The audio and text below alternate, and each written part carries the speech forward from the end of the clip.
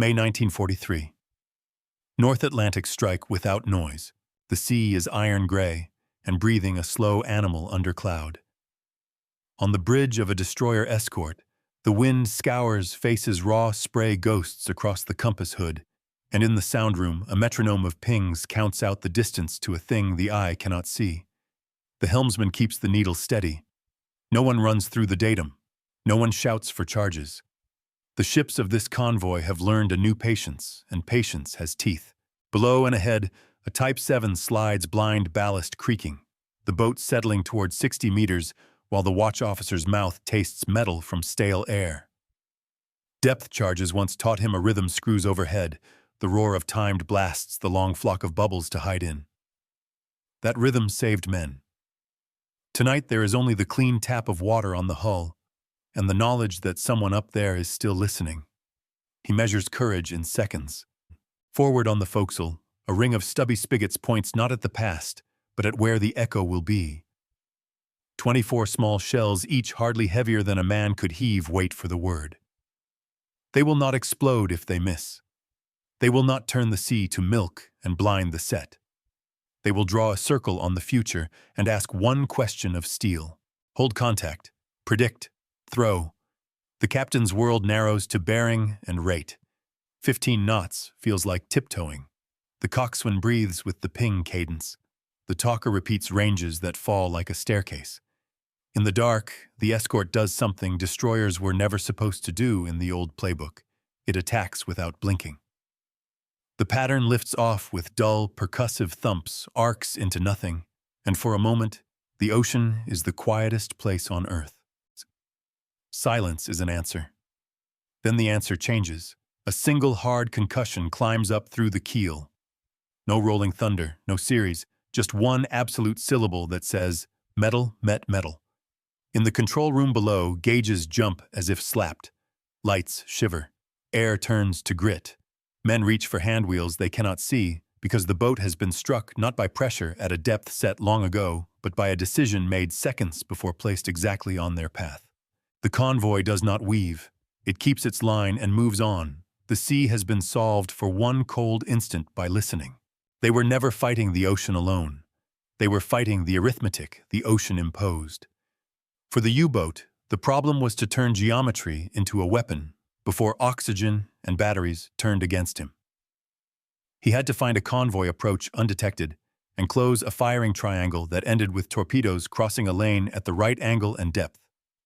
On the surface at night, he could make 12 to 15 knots and prowl with a low silhouette.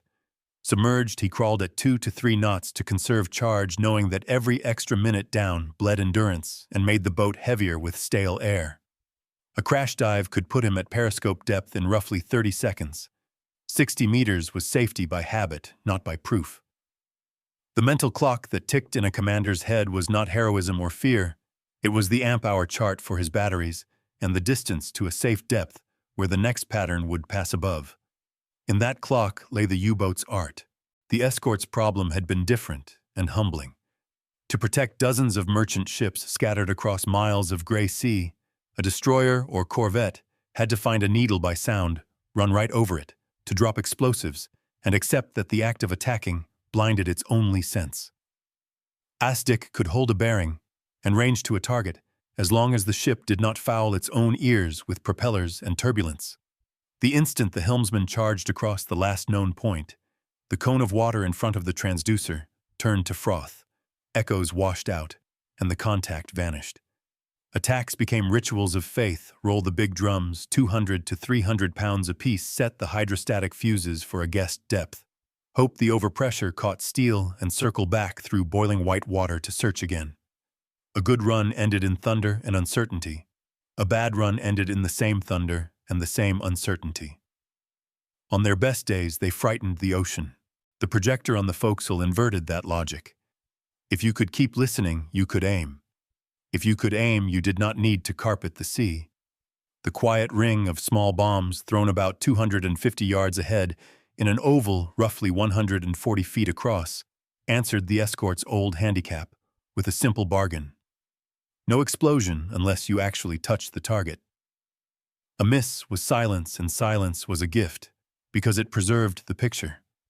The first number that mattered to men who lived by reports and plots was brutal and clean. An accurate forward salvo could kill on the order of 1 in 4 attacks, where a classic depth charge run managed roughly 1 in 14. That ratio, more than any photograph, told captains they had escaped guesswork. It also told the enemy that the old endurance tactics, ride it out, wait for the noise to end, slide away into the bubbles, had lost their hinge. At adversary eye level, the change felt like the room itself had grown narrower. In the U-boat control room, the chief engineer kept a hand on the main ballast vent wheel and an ear on the muffled count of pings working through the hull. Before blasts came like weather, you braced for the first counted, estimated the fuse settings by rhythm, and found a pocket of quiet behind the thermocline or in a wake of froth where the sonar could not see. Now the pings did not stutter when the attack began.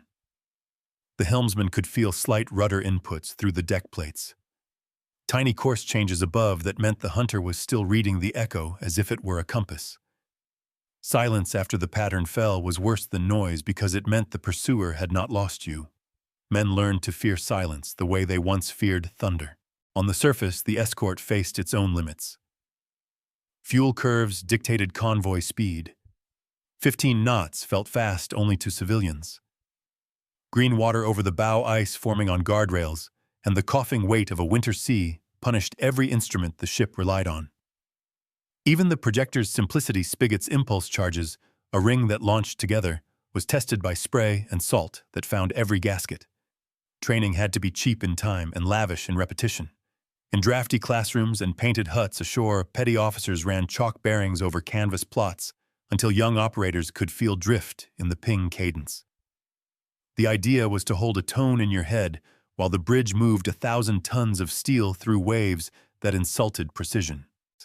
The evolution of the screen around the convoy, too, had to respect human limits.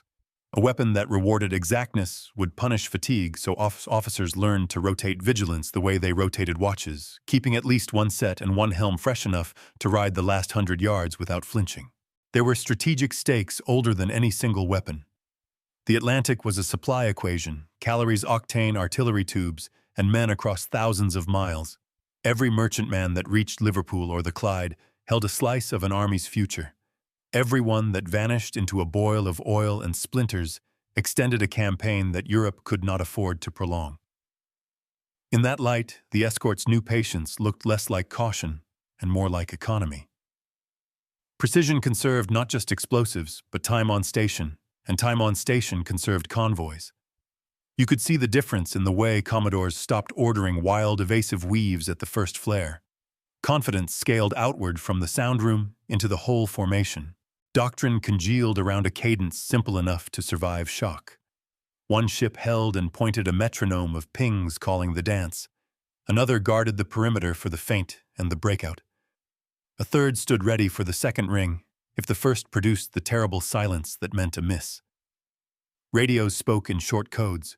Radar offered surface cues that pulled the screen outward when needed, but the last 50 seconds belonged to sound and a discipline that forbade hurry. Crews learned not to shoot because they were frightened. They shot because the numbers said now. The U-boat arm searched for counters in the same language of arithmetic. Night surface runs grew bolder when weather-cloaked radar. Crash dives became steeper to steal a few desperate meters before the arc fell. Later snorkels promised a different geometry. Some counters worked some nights. None restored the old rhythm.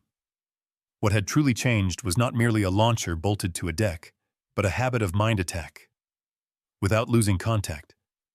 Let the ocean carry information back to you, and accept that a quiet failure can be the most useful thing you hear. When both sides finally understood that the battle narrowed to who could think that way longer in cold water, it looked like a fence someone forgot to paint. 24 short spigots grew from the forecastle in a tight oval, each with a stubby bomb slid over a rod, noses tilted toward a place the ship had not reached yet. A gun throws from a barrel. This thing threw from pegs.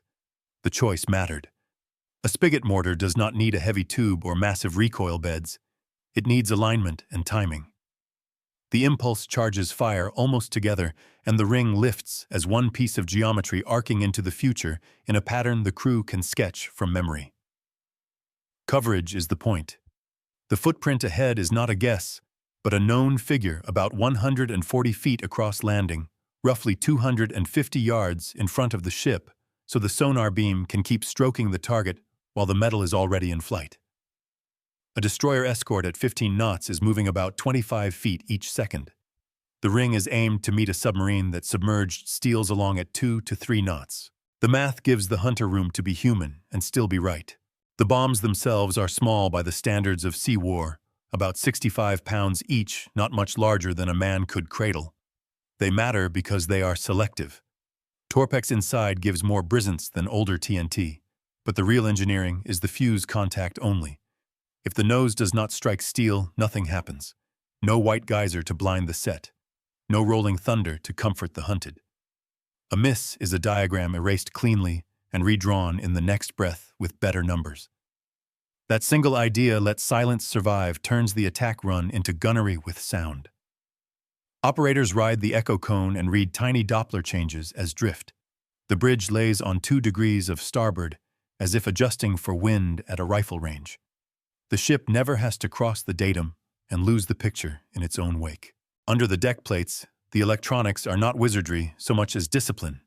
The transducer head sends a narrow beam that gives range by time and bearing by angle. Training teaches wrists to match cadence to closure rate. Older sets forced captains to choose between seeing and striking. The projector makes the choice unnecessary by pushing the strike forward of the noise. In practice, that means the last half-minute before firing is full of small decisions. The coxswain feels the ship's roll, waits for the right part of the pitch to keep the salvo from scattering long, and holds speed so the ring will fall where the track predicts. The firing circuit is simple because simplicity is what works when green water is smashing the bow. You can ice over a spigot rack and still fire it after a man with a mallet knocks the crust loose. You cannot ask an intricate machine to forgive a North Atlantic winter. Then they realized that precision could be factory-built. A launcher could be bolted to a corvette as easily as a destroyer. A merchant escort refitted in a week could leave with the same footprint as a fleet ship. Production lines stamped the spigots, cast the bomb bodies, pressed fuses, and turned out a weapon that did not demand elite crews to be useful, only crews who could be taught to wait for the right number. Training scaled because the core act is repeatable: detect, hold, predict, throw. In huts at western approaches and schools along the American coast, instructors set up wooden target boards, walked students through relative motion with chalk arcs, and drilled tolerance into men who had spent a year learning to love noise. The projector rewarded the ones who could count without hurrying. At adversary eye level, the physics felt personal. A Type 7 at 60 meters is a rigid cylinder moving through a medium that forgives slow change and punishes sudden moves. At 2 knots, a few degrees of rudder barely alters the future. To escape a ring 140 feet wide falling across your path, you would need lateral displacement the boat cannot produce in the seconds between the last firm ping and the splash. The contact fuse removes luck. Depth charges work by overpressure that weakens with distance and guesses. Contact works by certainty. A single hit at the bilge radius can smash batteries off mounts, split valve stems, shear gauges, and turn air to shock. The difference to the men inside is that their senses cannot help them prepare. There is no climbing thunder to meet with clenched teeth, only one syllable of force when steel meets a purpose-built nose. Doctrine hardens around what the metal allows. Because misses are silent, the first salvo becomes a measuring tool. If nothing speaks, you still have the target. Lay the second ring where the new bearing leads. Escort groups divide labor. To protect that quiet, one ship holds contact. Another watches for the breakout. A third crouches on the flank to throw again if the geometry demands it. The projector turns a team into a single ear and a single hand. Even failures feed the plotter. The last piece of the edge is moral, grounded in numbers. Reports that once tallied attacks made begin to separate attacks with contact held through strike, and that subset is where sinkings live. The probability curves that used to shame captains dozens of runs for one confirmed kill tilt toward respectability. when a well-placed forward salvo kills roughly 1 in 4 firm attacks, compared with about 1 in 14 for the old roll. Men believe in what works, and belief breeds patience. Patience keeps the beam steady. A steady beam keeps the geometry honest, and honest geometry is the one thing the ocean cannot swallow. Night work teaches quickly because mistakes arrive at blast speed. The first winter patrols with forward throwers showed crews what paper could not see: state pitch and nerves bend geometry. On a Black March run, the escort leader held contact at 12 knots through a beam sea that tried to knock the pings off rhythm. The operator kept cadence in his head like a marching tune called ranges that stepped down cleanly, and the captain waited through one long heave before ordering the shot. 24 thumps lifted and went, then nothing. No roar to soothe anyone, only spray slapping the bridge screens and the tick of the clock. Silence told its story. The helmsman rode 2 degrees starboard. The operator called the new bearing, as if pointing with the sound itself, and the second pattern fell. 1 syllable of concussion climbed the hull. The plotter drew a small cross in grease pencil, and for once did not add a question mark. On the other side of the water, a Type 7 commander tried to save his boat with the old trick of depth against time. He slammed the planes for a steeper angle, bled speed to stop the yaw, and waited for the long parade of pressure waves that used to come like bad weather. Instead, he felt a single blow on the port side that knocked lamps against bulkhead guards and made the telegraph whip. Battery covers tore loose, the air filled with glittering dark, and the bilge pumps started a stubborn rhythm, as if they belonged to someone else. He tried to level off and realized the boat would not hold a number. The depth gauge drifted the way a compass drifts after lightning. It took a minute to admit that the hit had not been a lucky near miss. It was a placed decision. Field trials blended into first fights. In the Bay of Biscay, where boats dashed on the surface to reach open water radar, and sound learned to pass the baton. A night contact on the scope brought the screen wide. A crashing white bow wave and a streak of phosphorescence told the story any seaman could read. The U-boat went down on the beam, the escort leader refused the old gallop across the datum, and the ring reached a patch of ocean the ship had not yet disturbed. Water closed over quietly. Men on deck looked at one another, uncertain whether restraint counted as courage. Then the single heavy reply arrived from below, the kind of blow that makes conversations stop on a bridge for half a breath. Nobody cheered. The ship turned outward to cover the convoy's flank, and the routine resumed. Captured kit put numbers to instinct. A damaged boat towed into a neutral port under guard let engineers study where bombs had struck. Paint traces on a pressure hull showed the nose had met steel, not square, but obliquely, yet still converted the glancing angle into ruin along a seam line. In a dockyard shed, an ordnance officer weighed a recovered bomb body in his hands and measured the dent where the fuse cone had started to crush. He penciled in a note for a lecture: contact energy plus Torpex brisance at skin equals machine shock beyond the compartment struck. In the next class, he taped a German damage control sketch to the wall and traced with a ruler where a 140-foot ring would lay across a boat at 60 meters on a 10-degree turn. The young coxswain saw at once that there is no clever place to be inside that geometry. It is a circle that refuses to be outsmarted by small rudder. The interim admissions began to creep into enemy reports in hard-dry phrases.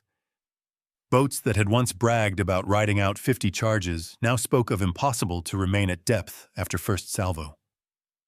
Patrol logs started counting minutes to battery exhaustion that were never supposed to run so quickly.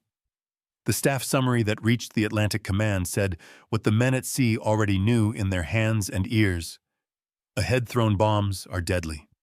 Any hit is fatal. BDU War Diary, May 1943. Crews on escorts learned caution the weapon demanded. A green team would sometimes rush the shot, and the ring would scatter long because the bow had lifted on a swell. Another would fire too close and feel the self-inflicted slap of falling short. Training corrected the twitch. In the Western approaches, Hut's instructors put buckets of water under tables and rocked them while students called ranges, forcing the voice to stay level while the floor moved. At sea, the senior operator would sometimes lay a hand on a junior's shoulder and hold it there through 2 pings, teaching a patience that could be felt through cloth better than lectured. The projector punished hurry without noise. It rewarded calm immediately. Then they realized something counterintuitive. A clean miss that left the sonar picture intact was not failure, but measurement. An attack that produced silence still narrowed the future, because the circle had not met steel, and therefore the track must be slipping a fraction of a degree to port or starboard. The second ring, put down with that correction, needed no luck to be lethal. Reports began to mark contact held through attack as a line of its own separate from attacks made, and the correlation with sinkings was too plain to ignore. What the ocean gave up was not grand secrets, but small ones in order how to keep a helm steady, when spray blinds, when to wait half a pitch, when to accept that quiet can be evidence. By early summer, the pattern of incidents had a rhythm you could brief. Radar wakes drew the net outward. HF-DF bearings warned of a shadow calling home. The first sonar hold fixed a datum, and the escort refused to cross it. 2 rings at most, often 1. A single detonation. A plotted cross. A convoy that did not slow. The U-boats tried surface gun duels and night dashes between columns, and sometimes they won a shot. More often they dove and found themselves pinned not by noise but by attention. The change did not look heroic from a distance. Close up at eye level in a sound room or a control room, it felt like the world had been narrowed to a problem with an answer and a time limit. The side that learned to love that narrowing began to own the night. They made it work because the parts that fail at sea were made boring. Reliability is unglamorous, but winter promotes only what endures. The launcher's spigots were short-stout and indifferent to salt. Wiring looms were routed where spray could not flog them. Firing circuits were simple enough to be traced with a pencil in a rolling passageway. Men learned to de-ice the rack with mallets and hot salt water to grease contacts with gloved hands, to check safety pins by feel in sleet. Torpex charges arrived in crates with numbers stenciled on the lids. Fuses were gauged against go-no-go templates that sailors could carry in a pocket. The bombs slotted over their pegs with a friction the skin came to recognize. Anything looser or tighter than that was a stop the job. When complexity must live on a warship, hide it under the deck plates. Keep brutality in the weather. What truly translated hardware into outcome was a network of habits that touched every sense the ship had. The sound room did not live alone anymore. HF-DF shacks could pull a bearing off a night transmission and hand it to the bridge as a first arrow. S-band radar wrote a pale, accurate pulse on the scope that survived rain and spindrift. Lookouts sang the weather in short, steady phrases that let coxswains time the shot to a particular part of the pitch. The projector thrived inside that mesh because it demanded timing more than power. When the navigator called set and drift from a pencil of phosphorus sliding along the hull, he was not being poetic. He was cheating the future by a few yards, and a few yards were enough. Doctrine hardened into manners that survived fear. The escort that first held contact was not a hero. It was a metronome. Do nothing suddenly became a superstition that saved ships. The helmsman learned to steer in half degrees to keep the echo cone clean. Junior operators were drilled to ride the cadence with their lungs inhale on the ping, exhale on range so panic could not speed their speech. The bridge learned to hear when the sound room's voice went flat and slow, the tone that meant prediction, not hope. Even the signalmen were part of the weapon, because a formation that wastes words will waste bearings. The projector rewarded laconic ships. Training scaled because it looked like a game until it did not. In Western approaches huts, the floor itself was a plotting board. Wrens slid model escorts and U-boats across chalk oceans while officers called orders and watched the geometry resolve. In American classrooms, instructors clattered wooden pucks into rings and forced students to decide whether to throw on the down roll or the up roll. The exam was not paper, it was the first night you had to hold through spray and cold while your hands itched for noise. Crews failed that exam early, where failure only cost pride. Afterward, they carried a rhythm back to sea that made machines honest. Fuel and endurance turned that rhythm into a constant presence on the lanes. A destroyer escort with roughly 500-700 nautical miles in her tanks at convoy speed could stay on station long enough for a green team to become a competent one. Reliefs did not always arrive on time in the mid-ocean gap, so ships learned to husband steam and oil by trimming the screen, trusting the projector to do in 2 rings what depth charges had once done in 5 runs. That thrift kept the lattice of protection unbroken. Merchant captains started to notice small mercies, fewer emergency turns at night, fewer flares painting ships into targets, because the screen believed in its own ears. Maintenance culture grew teeth. Ordnance parties kept logs down to the last miss and the last detonation, marking weather, sea state roll angle, and the time between last firm range and fire. Patterns that fell long and force 6 Cs led to small adjustments in timing. A batch of fuses that bit too easily in handling earned a red pencil and a recall signal before the ship cast off again. Nothing ruins doctrine like superstition, so the engineers starved superstition of excuses. When a launcher failed, it failed traceably. When it worked identically from ship to ship, because fleet orders cared less about ingenuity than repeatability. At adversary eye level, the effect of all that boredom arrived like fate. In a control room at depth, the world was narrowed to dials, needles, and the sour taste of CO2. Men braced for a thunder that never came and learned to distrust quiet first. They listened for the escort to blind itself with violence, and heard instead the unbroken ping that meant the hunter's pulse had not accelerated. The first ring fell and said nothing. The second fell on corrected bearing and said everything in one syllable. Countermeasures that had once felt like skill rudder flicks, dives into awake patience behind a thermocline, reduced to gestures watched by an opponent who did not blink. The boat's batteries became sand dripping through a glass. The chief could calculate how long the crew could stand the air. He could not calculate a way out of a circle that kept being placed where the echo insisted the hull would be. The projector's final gift to doctrine was permission to stop chasing ghosts. Because a miss made no roar, a screen could preserve its own senses and its formation. Escorts did not need to gallop themselves into exhaustion for the theater of a loud attack. They could throw, listen, correct, throw again, and return to station without leaving holes a clever boat could slip through. The convoys arrived steadier. The staff plots on shore began to show fewer spikes in loss curves. The ocean did not become kind. It became legible for just long enough in just enough places to move an army across. And once crews learned that legibility is a skill, not a mood, the hard part of the battle, the part that happens between a man's hands and a machine, stopped being an emergency and started being work. They felt the turn in their bones before the staff charts admitted it. In late May 1943, in the western approaches, the radio rooms noticed a new kind of quiet between HX and SC convoys, the sort of hush that means not safety, but absence.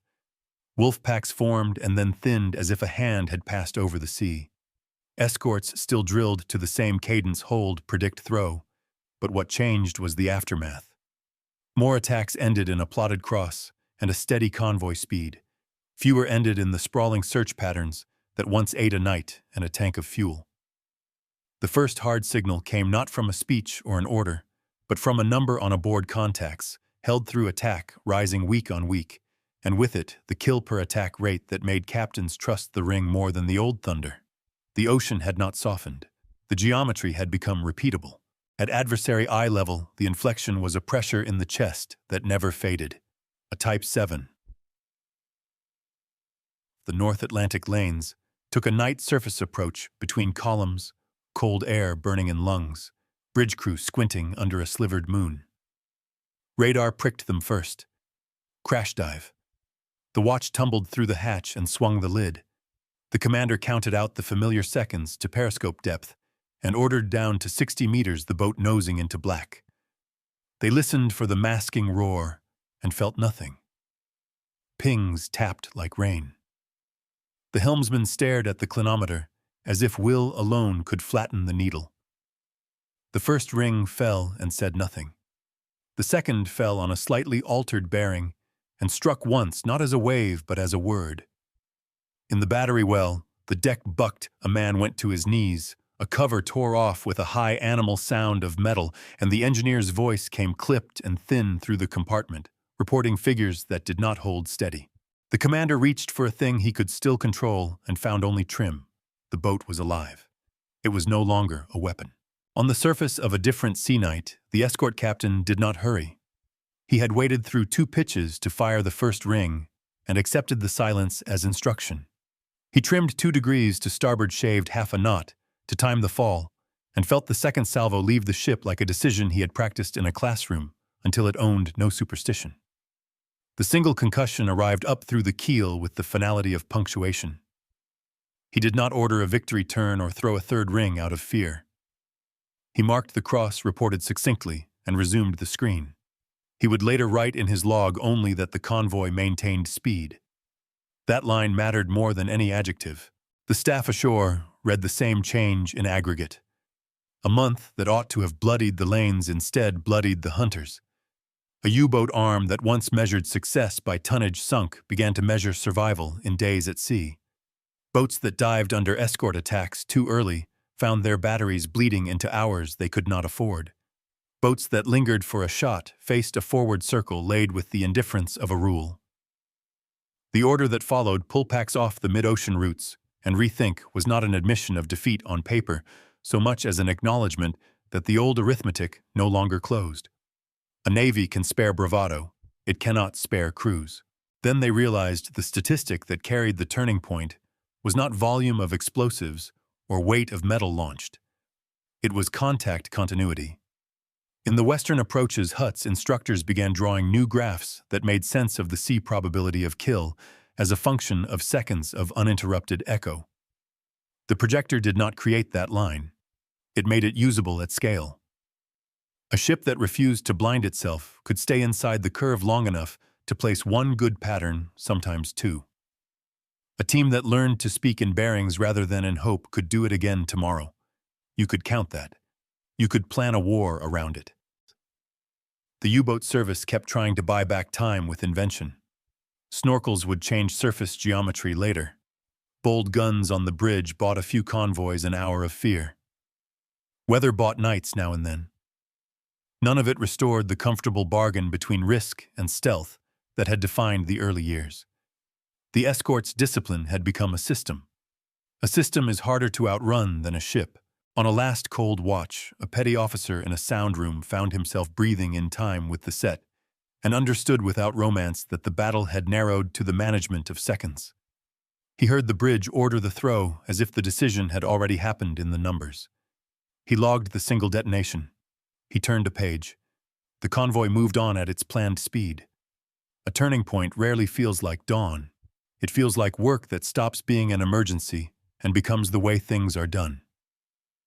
In that sense, the moment the adversary finally recognized the moment when staying under after the first salvo became impossible, not as a complaint, but as a calculation, was less a scene than a curve bending. The men who lived inside the bend knew it before anyone ashore wrote the words. They had learned to strike without noise and to accept that silence when it came was not a failure but the shape of victory. They did not hold parades for the men who learned to wait half a pitch before firing. The aftermath lived in ledgers and convoy arrival tables in the quiet way. A harbor pilot brought a freighter alongside while stevedores already leaned their shoulders into the next war. On staff boards, the Atlantic curved down from crisis toward management. On the bridges of dull, successful ships, the change was recorded in neat handwriting as speed maintained, no diversion, one detonation heard. It is a small sentence and a large legacy an ocean made legible long enough to move an army. After the summer when the curve bent, the U-boat war did not disappear. It ebbed into ambushes, mines, coastal traps, and late inventions that bought nights, but not seasons. The boats still stalked and sometimes killed. The escorts still lost friends and patched plates and wrote letters. What ended was the belief that thunder alone could blind an enemy or save a convoy. The weapon that looked like a fence on a forecastle turned out to be a habit of mind, and habits travel. By the last year of the war, the idea had grown into larger mortars and three-barrel throwers into patterns that could be trimmed by weather and tuned by doctrine. The principle that you should not blind yourself to strike walked ashore into classrooms and returned to sea wearing different names and mountings intact behind the hardware. In museums, the hardware rusts slowly. A visitor on a winter afternoon steps onto the deck of a preserved destroyer and finds the ring of spigots near the bow paint flaking bolts, orange with salt memory. The placard explains range and pattern, and the cheerful nickname nobody at sea found amusing. If he listens past the school group and the heater hum, he can almost hear the sound room's calm voice repeating ranges, the bridge answering in half words, the mortar thumping 24 times like a steadying heartbeat. Down in a gallery far inland, a captured U-boat sits open to air, and camera flashes her compartments scrubbed of oil and fear. Children press their hands to glass and peer at valves and battery racks, and somewhere in the steel a dent remains that once translated a circle on the surface into a command the boat could not refuse. The war has been turned into rails and viewing platforms and brochures, but the moral geometry is still visible if you know to look for circles and for silence. Doctrine ossified less than people think. It adapted. Listening became a shared reflex across specialties. The trick was not to add sensors, but to keep them honest in bad weather and in worse nerves. Escort groups built their routines around that honesty. The net effect was not poetry. It was fewer gravestones. The numbers that matter most in the aftermath are not glamorous either. Calories delivered octane landed prisoners repatriated alive because their troopship did not vanish at night. The weapon earns no romance for enabling meals and mail. It earns something harder to name. At adversary eye level, the legacy tasted of surrender and survival in unequal measures. Men who came home from the boats found that silence in peacetime made their hands restless. Men who came home from the escorts found that noise without meaning irritated like grit under a bandage. Both camps carried rhythms that did not match civilian clocks. Years later at reunions they raised glasses and spoke more readily about weather than about fear. When they did speak about fear, they used numbers because numbers had saved them when talk would not. Seconds held bearings, corrected gallons, spared miles, made good each a way to tell a story without asking memory to bleed again. In the histories, the turn is often credited to factories, laboratories, and a handful of clever devices, and that is not wrong. But the inheritance that lasted was a discipline to make a decision as late as possible, with the clearest picture possible to accept the value of a miss that tells you what to do next, to build systems that reward the unglamorous virtues of steadiness and restraint. On water, those choices look like a convoy that refuses to flinch when a flare goes up, and like a captain who waits through 2 pitches because he trusts the cadence in his operator's voice. On paper, they look like curves that bend and stay bent. The sea does not keep trophies. It keeps habits. Long after the last ring fell and the last plotted cross faded from a bridge windscreen, ships still left harbors with listening built into their hands. Now and then a sailor stops at a memorial, glances at a rusted circle of launch pegs, and feels in his ribs an old metronome. Somewhere far out in black water, a convoy holds its line. The operator's voice is level, the helm is steady, and the order goes at the practiced second. The pattern lifts and arcs, and for a breath, the ocean becomes solvable again. The old shock returns in a single phrase that needs no drumbeat to be true strike without noise.